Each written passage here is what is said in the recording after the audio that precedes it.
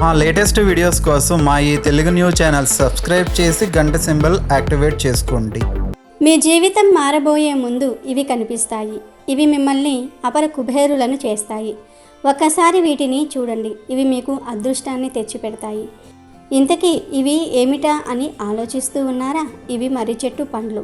కొంతమంది వీటిని కాయలని కూడా అంటారు. ఇవి మర్రి చెట్టుకు కాస్తాయి. మర్రి చెట్టు కాయలతో మనకేమిటి ఉపయోగం అనుకుంటే మీరు పొరపాటు పడినట్లే. ఈ కాయలతో పరిహారం చేస్తే ధనాన్ని ఇట్టే ఆకర్షించుకోవచ్చు. ఇది వినడానికి నమ్మశక్యంగా లేకపోయినా ఇదే నిజం. మర్రి చెట్టు కాయలతో మీరు పరిహారం చేశారంటే మీ జీవితంలో ఉన్న ఆర్థిక సమస్యలను తొలగించుకోవచ్చు. ఇవి మీకు ఉన్న ఆర్థిక ఇబ్బందులను తొలగిస్తుంది. ఆర్థిక ఇబ్బందులు అంటే కేవలం అప్పు సమస్యలే కాదు, మీ దగ్గర డబ్బు నిలవకపోవటము, ఇతరులు మీ వద్ద డబ్బు తీసుకొని పోగొట్టుకోవటము, లోన్స్ వంటివి రాక ఇబ్బంది పడటం, ఆర్థికంగా పురోగతి లేకపోవటం, ఇవన్నీ కూడా ఆర్థిక సమస్యల కిందే వస్తాయి. మీకు ఉన్న ఆర్థిక సమస్యలను తొలగించుకొని మీ జీవితాన్ని మార్చుకోవాలంటే ఈ మర్రి చెట్టు కాయలతో పరిహారం చేయండి. సాధారణంగానే మర్రి చెట్టును దైవ స్వరూపంగా కూడా భావిస్తూ ఉంటాము. ఈ చెట్టు యొక్క వేరులు, ఆకులు, కాయలు అన్నీ ఎంతో విశిష్టతను కలిగి ఉంటాయి. ఈ చెట్టు యొక్క ప్రాముఖ్యత అంతా ఇంత కాదు. ఈ చెట్టు గురించి పురాణాలలో కూడా చెప్పడం జరిగింది. మరి ఈ చెట్టు గొప్పతనం ఏమిటి? ఈ చెట్టు మొక్క కాయలతో ఏ పరిహారం చేస్తే మీ జీవితం మారుతుంది అనే విషయాలను ఈ వీడియోలో వివరంగా తెలుసుకుందాము. అంతకన్నా ముందు ఈ వీడియో నచ్చితే లైక్ చేసి షేర్ చేయండి. అలాగే మా ఛానల్ని కూడా సబ్స్క్రైబ్ చేసుకుని మాకు సపోర్ట్ చేయండి. అలాగే ఓం నమో భగవతే వాసుదేవాయ నమః అని కామెంట్ చేయండి. ఇక వీడియోలోకి వస్తే, మర్రి చెట్టు భారతదేశంలో ఒక పవిత్రమైన మరియు విశేషమైన వృక్షం. ఇది భారతీయ జాతీయ వృక్షం కూడా. దీనిని ఆంగ్లంలో బనియన్ ట్రీ అంటారు. మర్రి చెట్టు దాని విశాలమైన వ్యాప్తి, బహుళ కాండాలు మరియు ఔషధ గుణాల వల్ల ఎంతో ప్రత్యేకతను కలిగి ఉంది. దీని గురించి అనేక ఆసక్తికరమైన విషయాలు, ఉపయోగాలు మరియు సాంస్కృతిక ప్రాముఖ్యత ఉన్నాయి. మర్రి చెట్టు పెద్దదిగా ఉండటం వల్ల సంవత్సరానికి 260 టన్నులకు పైగా కార్బన్ డయాక్సైడ్ను గ్రహించి అధిక మొత్తంలో ఆక్సిజన్ను విడుదల చేయగలదు. అందుకే మర్రి చెట్టు ఉన్న ప్రదేశాలలో చుట్టుప్రక్కల ప్రాంతాల కంటే 5 డిగ్రీల సెల్సియస్ తక్కువ ఉష్ణోగ్రత ఉంటుందని అంటూ ఉంటారు. మర్రి చెట్టు హిందూ ధర్మంలో అత్యంత పవిత్రమైన మరియు విశేషమైన వృక్షాలలో ఒకటిగా పరిగణించబడుతుంది. దీనిని వటవృక్షం అని కూడా పిలుస్తారు. ఈ చెట్టు కేవలం ఒక వృక్షం మాత్రమే కాదు, అనేక దేవతలు, పురాణ సంఘటనలు మరియు ఆధ్యాత్మిక తత్వాలకు ప్రతీకగా నిలుస్తుంది. మర్రి చెట్టు హిందూ త్రిమూర్తులైన బ్రహ్మ, విష్ణు మరియు శివుల నివాసంగా భావించబడుతుంది. ఈ చెట్టు యొక్క మూల భాగాన్ని సృష్టికర్త బ్రహ్మదేవుడిగా ప్రతీకగా చూస్తారు. మూలాలు భూమిలో లోతుగా పాతుకుపోయి చెట్టుకు ఆధారాన్ని ఇవ్వటం బ్రహ్మదేవుడు సృష్టికి మూలమని సూచిస్తుంది. ఈ చెట్టు యొక్క మధ్య భాగం అనగా కాండం స్థితికర్త విష్ణుమూర్తికి ప్రతీక. విష్ణువు సమస్త విశ్వాన్ని పాలించి రక్షిస్తున్నట్లుగా మర్రి చెట్టు దాని విశాలమైన కాండంతో జీవరాశికి ఆశ్రయం ఇస్తుంది. ఈ చెట్టుపై భాగాలు అనగా కొమ్మలు మరియు ఆకులు లయకారకుడైన శివుడికి ప్రతీక.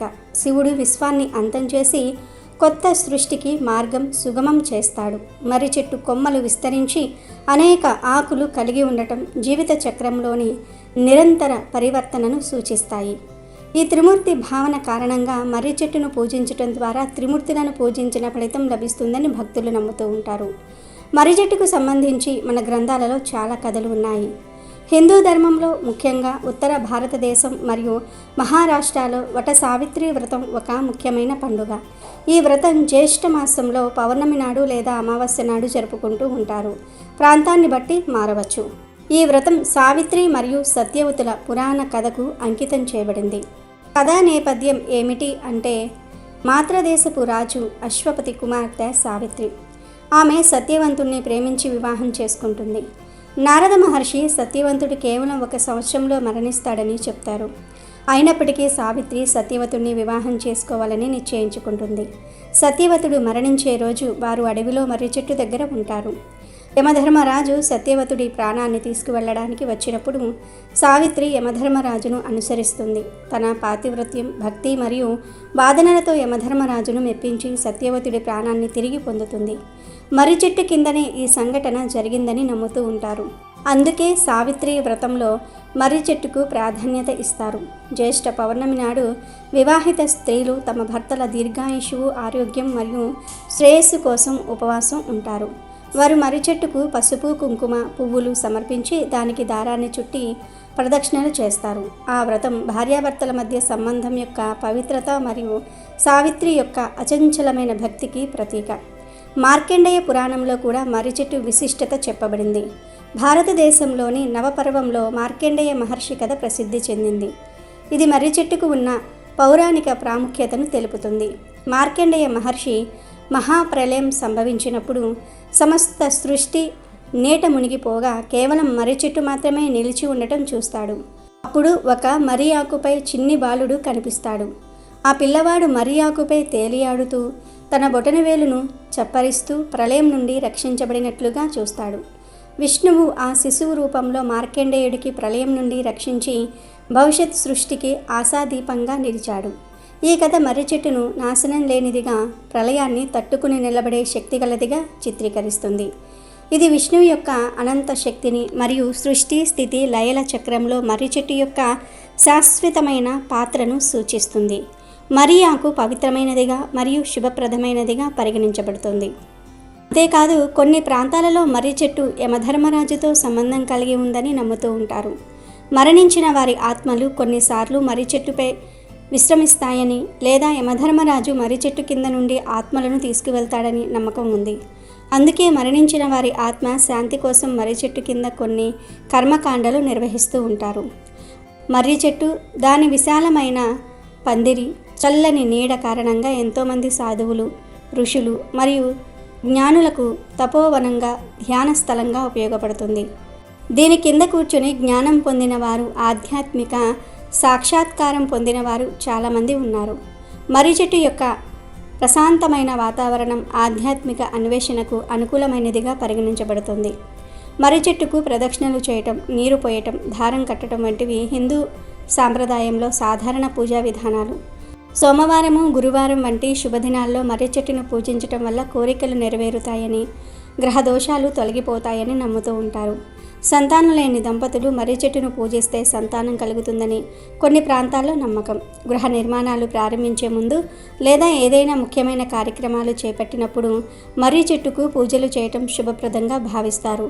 మర్రి చెట్టు కింద వివాహాలు, ఇతర శుభకార్యాలు నిర్వహించటం శుభప్రదంగా భావిస్తూ ఉంటారు. మర్రి చెట్టు పవిత్రమైనది మరియు ప్రయోజనకరమైనది అయినప్పటికీ గృహాలకు దగ్గరగా పెరిగితే కొన్ని సమస్యలు తలెత్తవచ్చు. దీని వేర్లు చాలా బలంగా ఉంటాయి మరియు లోతుగా చొచ్చుకుపోయి గోడలు, పైకప్పులను పాడు చేయగలవు. అందుకే ఇళ్ల దగ్గర పెరిగే చిన్న మర్రి మొక్కలను ప్రారంభ దశలోనే తొలగించడం మంచిది. పెద్ద చెట్లను తొలగించడం కష్టమైనప్పటికీ నిపుణుల సహాయంతో వేర్లను కత్తిరించి రసాయన చికిత్స ద్వారా నియంత్రించవచ్చు. ఈ చెట్టుకు పరిహార శాస్త్రంలో కూడా ఎంతో విశిష్టత ఉంది. ఈ చెట్టు యొక్క కాయలతో పరిహారం చేస్తే ధన ఆకర్షణ పెరుగుతుంది, నెగిటివ్ ఎనర్జీ పోయి పాజిటివ్ ఎనర్జీ వస్తుంది. వీటికి అంతటి శక్తి ఉంటుంది. ఈ పరిహారం ఎవరైనా చేసుకోవచ్చు. ఆడవారు, మగవారు ఎవరైనా చేయవచ్చు. కానీ ఆడవారు పీరియడ్స్లో ఉంటే చేయకండి. ఈ పరిహారం అనే కాదు, మొక్కలకు సంబంధించిన ఏ పరిహారమైనా సరే ఆడవాళ్ళు పీరియడ్స్లో ఉంటే చేయకండి. పీరియడ్స్ టైంలో మొక్కలు లేదా చెట్ల దగ్గరకు వెళ్ళకపోవటం చాలా మంచిది. ఇక ఈ పరిహారం చేసేటప్పుడు కొన్ని నియమాలు పాటించాలి. ఈ పరిహారం ఆదివారం రోజులలో అమావాస్య తిథి ఉన్న రోజున చేయకండి. ఈ పరిహారం ఎవరు చేసినా తలకు స్నానం చేసి చేయాలి. పరిహారం చేసిన రోజు మాంసాహారం తినకూడదు. మగవారైతే మత్తు పదార్థాలకు దూరంగా ఉండాలి. ముఖ్యంగా ఈ పరిహారం చేసేవారు నమ్మకంతో చేయాలి. ఎందుకని ఇన్ని విషయాలు చెప్తూ ఉన్నాము అంటే మనం పరిహారం చేస్తే సరిపోదు, దానికంటూ నియమాలు కూడా పాటించాలి. అప్పుడే ఫలితం సంపూర్ణంగా వస్తుంది. స్నానం చేసిన తర్వాత మీకు దగ్గరలో ఉండే మర్రి చెట్టు దగ్గరకు వెళ్ళండి. ఇంకొక విషయం ఏమిటి అంటే మిట్ట మధ్యాహ్నం కాకుండా ఉదయం 6-7 లోపు ఈ చెట్టు దగ్గరకు వెళ్ళి కాయలు తెచ్చుకోండి. స్నానం చేసి చెట్టు దగ్గరకు వెళ్ళి కాయలను తెచ్చుకోండి. ఈ కాయలతో మనం 2 రకాల పరిహారాలు చేస్తాము. ఒకటి ధనాన్ని ఆకర్షించుకోవడానికి, ఇంకొకటి నెగిటివ్ ఎనర్జీని తొలగించుకోవడానికి. ఈ పరిహారానికి 6 లేదా 8 కాయలు తెచ్చుకోండి. వాటిని కడిగి మీ పూజా మందిరంలో పెట్టండి. ఆ తర్వాత ఒక రెడ్ క్లాత్, ఒక పసుపు రంగు క్లాత్ తీసుకోండి. అందులో 3 మర్రి కాయలను వేయండి. రెడ్ క్లాత్లో 3, ఎల్లో క్లాత్లో 3 మర్రి కాయలను వేయండి. రెడ్ క్లాత్లో రూపాయి కాయను, పసుపు, కుంకుమ వేయండి. ఎల్లో క్లాత్లో కొంచెం నల్ల నువ్వులు, ఉప్పు వేయండి. వాటిని మూట కట్టి మీ ఇష్టదైవం ముందు పెట్టుకోవాలి. పూజ చేసిన తర్వాత ఆ మూటకు ధూపం చూపించండి. కాసేపు అలా పూజ గదిలో వాటిని ఉంచిన తర్వాత రెడ్ క్లాత్ మూటను మీ బీరువా లేదా లాకర్లో పెట్టుకోండి. ఎల్లో మూటను మీ ఇంటి ప్రధాన గుమ్మానికి కట్టాలి, అంటే సింహద్వారానికి కట్టుకోవాలి. ఇలా చేస్తే ధన ఆకర్షణ పెరుగుతుంది, ధన సమస్యలు తగ్గుతాయి. అంతేకాదు మీ ఇంటికి ఉన్న దిష్టి దోషాలు కూడా తొలగిపోతాయి. ఇది చాలా పవర్ఫుల్ పరిహారం. ఖచ్చితంగా మీ జీవితం అనేది మారుతుంది, అపర కుబేరులవుతారు. ఈ మూటను మీరు నెల రోజులకు ఒక్కసారి మార్చాలి. అలా మార్చేటప్పుడు, అంటే మీరు ఆ మూటను తీసేసేటప్పుడు స్నానం చేయండి. ఇంటిలో బీరువాలో పెట్టిన మూటను విప్పి అందులో ఉన్నవి ఏవైనా చెట్టు మొదట్లో పడేయండి. రూపాయి కాయిన్ను ఎవరికైనా దానం ఇచ్చేయండి. ఇంటి గుమ్మానికి కట్టింది మాత్రం స్నానం చేయకముందే తీసి బయటపడేయండి. అది కూడా పారే నీటిలో పడేయండి. పారే నీరు సమీపంలో లేకపోతే ఖాళీ ప్రదేశంలో వాటిని పడేసి వెనక్కి తిరిగి చూడకుండా ఇంటికి తిరిగి వచ్చి కాళ్ళు చేతులు కడుక్కొని స్నానం చేసి బీరువాలో పెట్టిన మూటను తీసి ఇంతకుముందు మనం చెప్పుకున్న విధంగా చేయండి. ఇలా క్రమం తప్పకుండా 6 నెలలు చేయండి. ఖచ్చితంగా మీ జీవితం మారి మీకు అదృష్టం పడుతుంది. కనుక ప్రతి ఒక్కరూ కూడా మర్రి చెట్టు కాయలతో ఈ పరిహారాన్ని చేయండి, శుభ ఫలితాలను పొందండి. ఇక ఈ చెట్టు వల్ల ఎటువంటి ఆరోగ్య ప్రయోజనాలు పొందుతామో కూడా తెలుసుకుందాము. మర్రి చెట్టులోని ప్రతి భాగం బెరడు, ఆకులు, పండ్లు, పాలు, ఊడలు ఆయుర్వేదంలో ఎన్నో వ్యాధుల చికిత్సకు ఉపయోగిస్తారు. మర్రి చెట్టును కషాయం కాచి గాయాలు, పుండ్లపై పూస్తే త్వరగా నయం అవుతూ ఉంటాయి. మర్రి పాలను పులిపీర్లపై రాస్తే అవి తగ్గిపోతాయని నమ్ముతూ ఉంటారు. పగిలిన పాదాలకు మర్రి చెట్టు కాండం నుంచి వచ్చే రసాన్ని రాస్తే ఉపశమనం లభిస్తుంది. మర్రి చెట్టు బెరడు, పండ్లతో తయారు చేసిన సబ్బులు చర్మ సౌందర్యాన్ని పెంచుతాయని చెప్తూ ఉంటారు. మర్రి బెరడు కషాయాన్ని గోరువెచ్చగా చేసి యోని ప్రక్షాళన చేస్తే తెల్లబట్ట వంటి సమస్యలు తగ్గుతాయి. మర్రి ఆకుల చూర్ణం స్త్రీల జననాంగ సమస్యలకు ఉపకరిస్తుంది. మర్రి ఉడలతో పండ్లు తోముకుంటే దంత సమస్యలు రావు, దంతాలు దృఢంగా ఉంటాయి. మర్రి పాలను కీళ్ల నొప్పులున్న చోట రాస్తే నొప్పులు తగ్గుతాయని గిరిజనుల నమ్మకం. మర్రి ఆకులో ఫైబర్ కంటెంట్ అధికంగా ఉండటం వల్ల జీర్ణ వ్యవస్థ ఆరోగ్యంగా ఉంటుంది. మర్రి ఆకుల సారం జీర్ణ సమస్యలను దూరం చేస్తుంది. దీనిలో ఉండే యాంటీ మైక్రోబయల్ లక్షణాలు విరోచనాలను తగ్గిస్తాయి.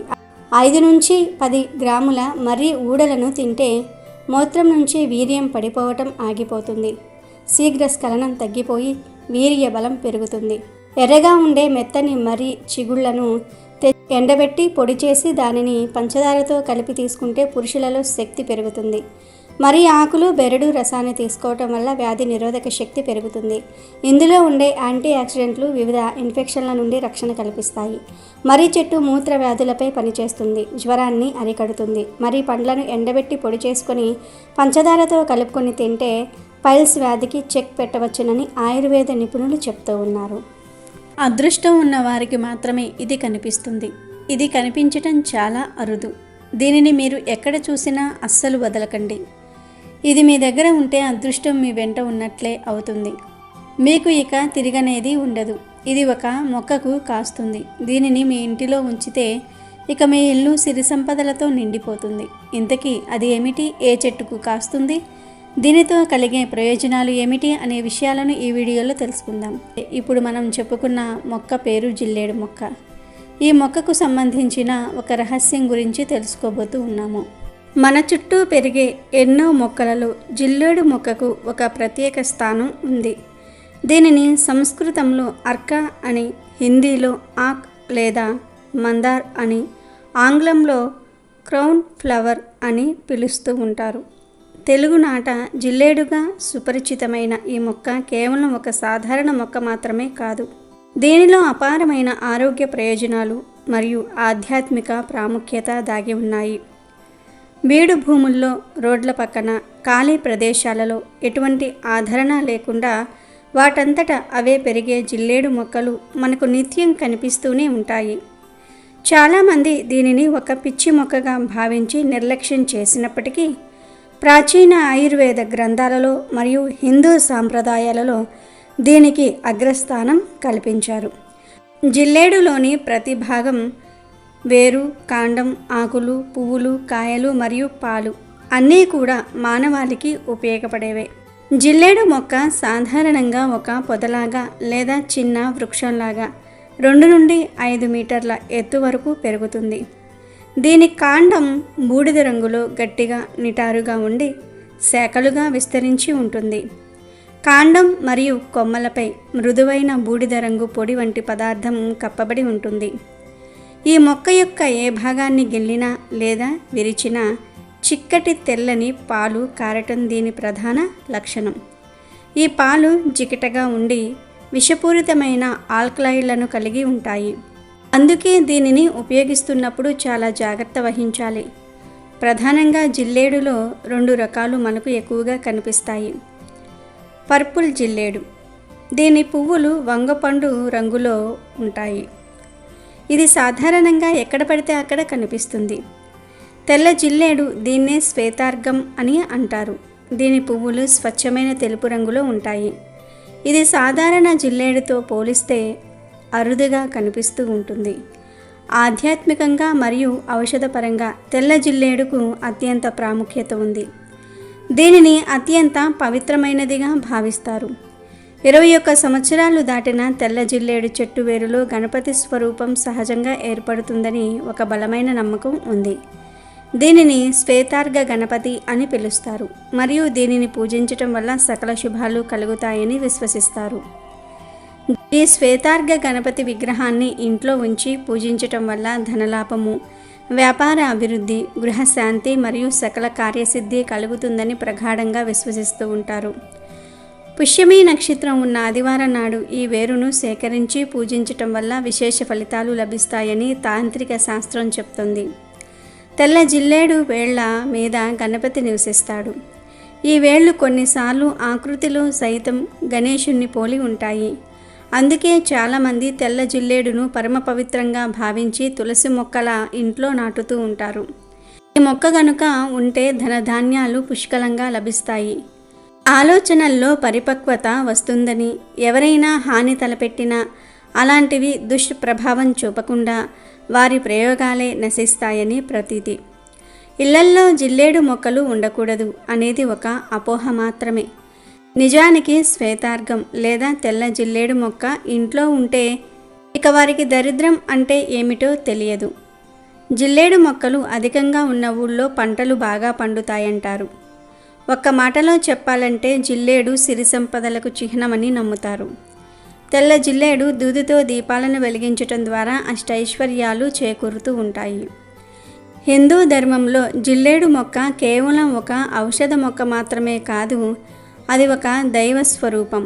ఇది సూర్యభగవానుడికి, శివుడికి, గణపతికి మరియు హనుమంతునికి ప్రతీకగా భావిస్తూ ఉంటారు. వినాయక చవితి రోజున గణపతిని 21 రకాల పత్రాలతో పూజిస్తారు. దీనినే ఏకవిశంతి పత్ర పూజ అంటారు. ఈ 21 పత్రాలలో అర్కపత్రం అంటే జిల్లేడు ఆకు ఒకటి. ఇది వినాయకుడికి అత్యంత ప్రీతికరమైనదిగా భావిస్తారు. మాఘమాసంలో వచ్చే రథసప్తమి రోజున జిల్లేడు ఆకులతో స్నానం చేయటం ఒక ముఖ్యమైన ఆచారం. 7 జిల్లేడు ఆకులను తలపై 1, భుజాలపై 2, మోకాళ్లపై 2, పాదాలపై 2 ఉంచుకుని స్నానం చేయటం ద్వారా ఆరోగ్య సమస్యలు, ముఖ్యంగా చర్మ వ్యాధులు తొలగిపోతాయని మరియు సూర్యభగవానుడి అనుగ్రహం లభిస్తుందని ప్రగాఢ విశ్వాసం. సంక్రాంతి పండుగలో మొదటి రోజైన భోగి నాడు సాయంత్రం పిల్లలకు దిష్టి తగలకుండా వారు ఆరోగ్యాలతో ఉండాలని కోరుతూ భోగి పళ్ళు పోస్తారు. రేగి పళ్ళతో పాటు జిల్లేడు ఆకులు, పువ్వులు, బంతిపూల రేకులు, చిల్లర నాణ్యాలు కలిపి పిల్లల తలపై పోస్తారు. ఇందులో జిల్లేడు ఆకులను చేర్చటం వల్ల పిల్లలకు ఎటువంటి అనారోగ్యాలు రావని నమ్ముతూ ఉంటారు. శివుడికి బిల్వపత్రాల తర్వాత జిల్లేడు ఆకులు, పువ్వులు అంటేనే ఎక్కువ ఇష్టం.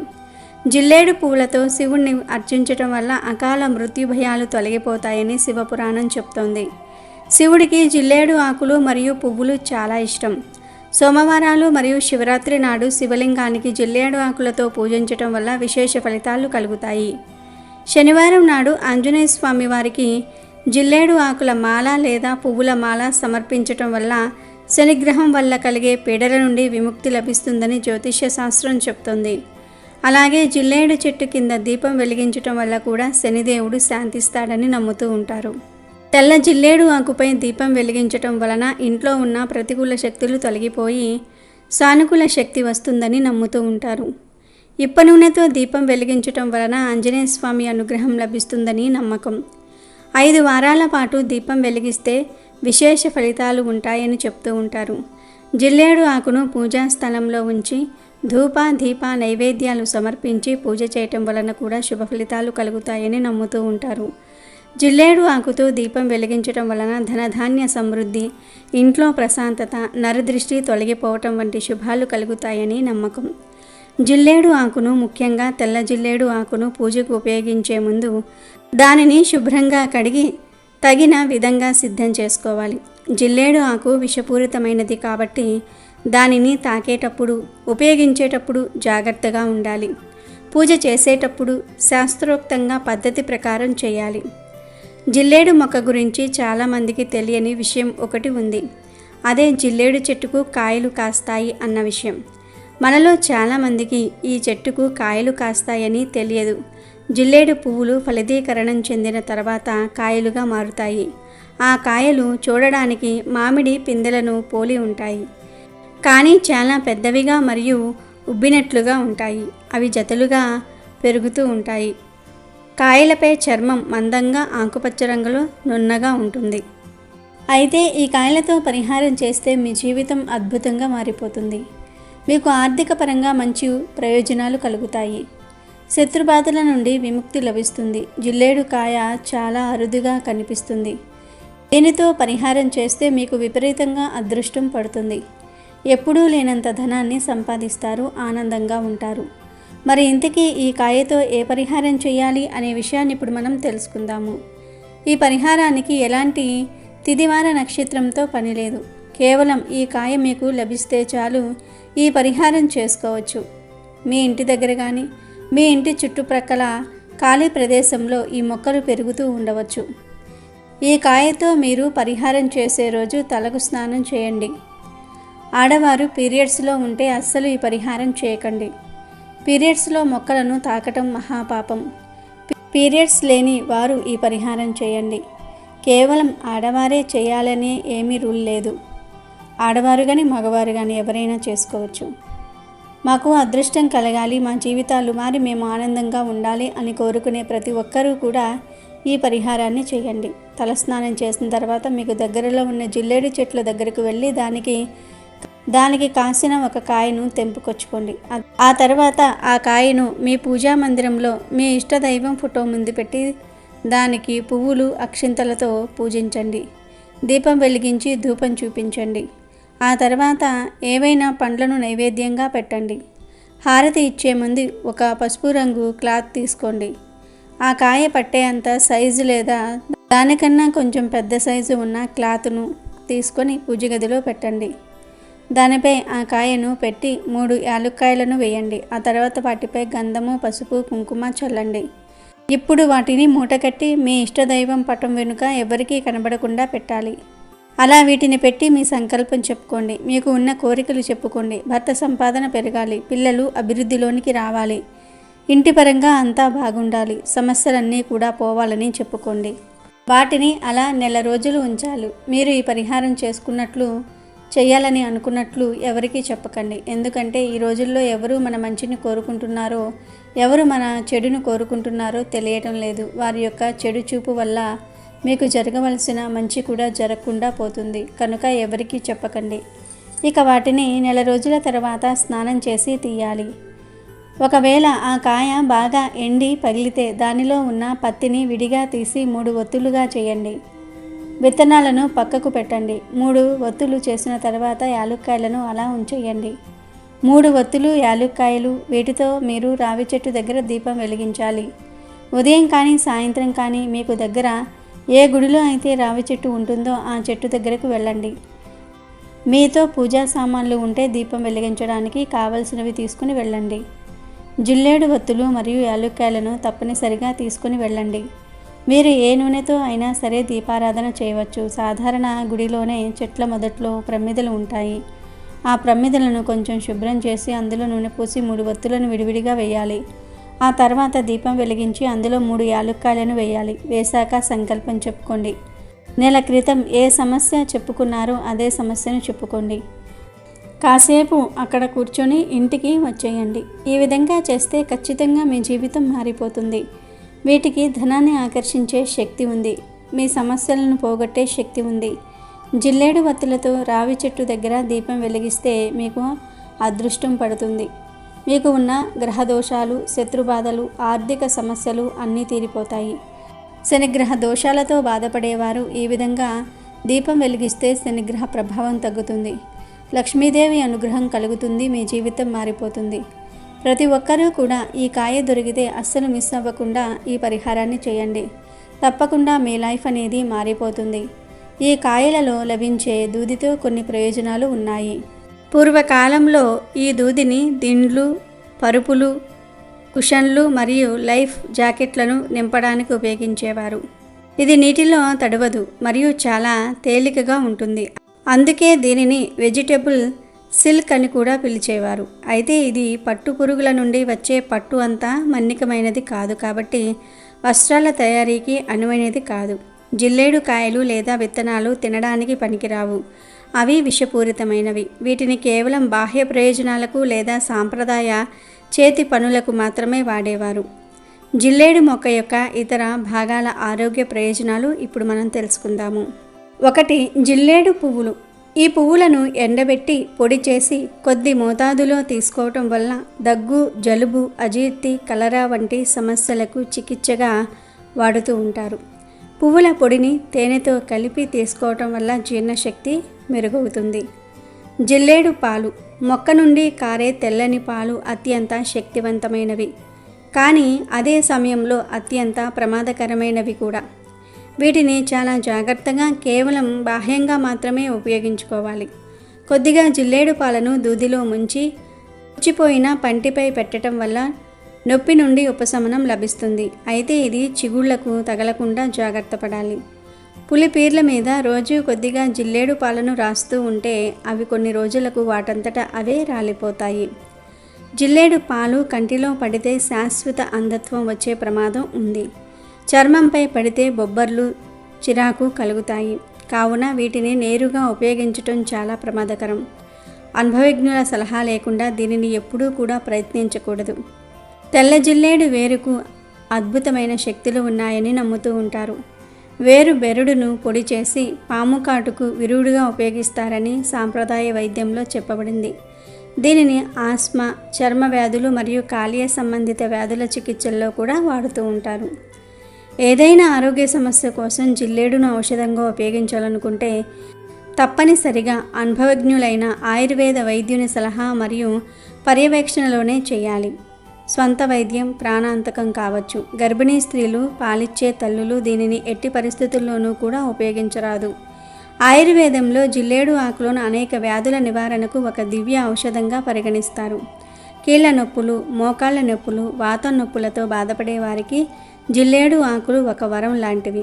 జిల్లేడు ఆకుకు నువ్వుల నూనె లేదా ఆముదం రాసి దానిని కొద్దిగా వెచ్చజేసి నొప్పి ఉన్న ప్రదేశంలో కట్టుకట్టడం వల్ల వాపు మరియు నొప్పి నుండి తక్షణ ఉపశమనం లభిస్తుంది. ఆకులలోని యాంటీ ఇన్ఫ్లమెంటరీ గుణాలు వాపును తగ్గించి రక్త ప్రసరణను మెరుగుపరుస్తాయి.